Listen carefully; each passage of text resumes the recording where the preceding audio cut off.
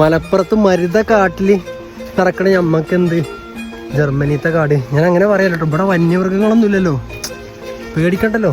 നമ്മൾ അതിലല്ലേ നമ്മൾ ജനിച്ചു വളർന്നത്. അതൊന്നും നമുക്കൊരു പ്രശ്നമല്ല. ഈ വ്ളോഗ് എടുക്കണ വേണ്ടി ഞാനും കാല് തെറ്റി കഴിഞ്ഞാണ്ടല്ലോ താഴെ പോയി കിടക്കാം. എൻ്റെ മോനെ ഏതാ വ്യൂ എന്നറിയോ? കാണില്ലേ? മേലെ കയറി കാണിച്ചു തരാം ഗൈസ്. ഇപ്പം നമ്മൾ കയറാൻ പോകുന്നത് ഈ മലയുടെ മുകളിലോട്ടാണ്.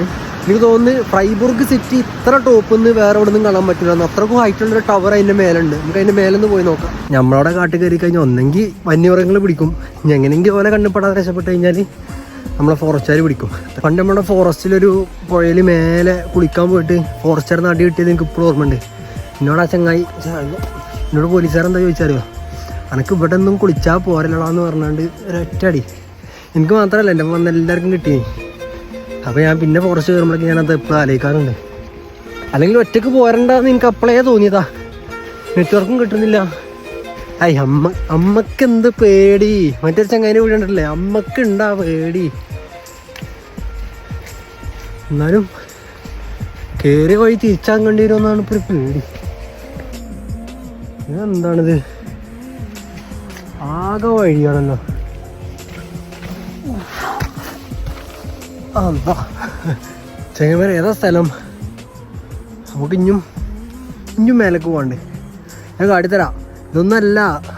ഇതൊന്നല്ല ടോപ്പിലെത്തി നമ്മൾ ഗായ്സ്. കിതക്കണത് കുഴങ്ങിയിട്ടൊന്നുമല്ല കേട്ടോ, നല്ല തണുപ്പാ.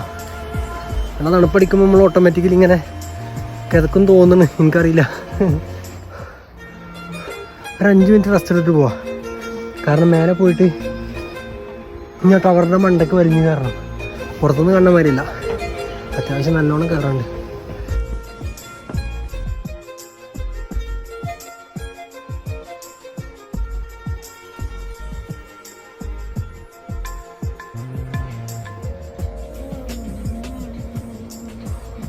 ഇതൊരു കിടിലൻ എക്സ്പീരിയൻസ് ആയിട്ടോ. ശരിക്കും നല്ല തണുപ്പും മഞ്ഞൊക്കെയാണ്. ഇപ്പോൾ വീട്ടിൽ തന്നെ കിടന്ന് ഉറങ്ങാനായിരുന്നു തോന്നിയിരുന്നത്. പക്ഷെ എന്തോ മനസ്സ് പറഞ്ഞു കയറി നോക്കാം, അതിനുള്ള സാധനം ഉണ്ട് മേലെ.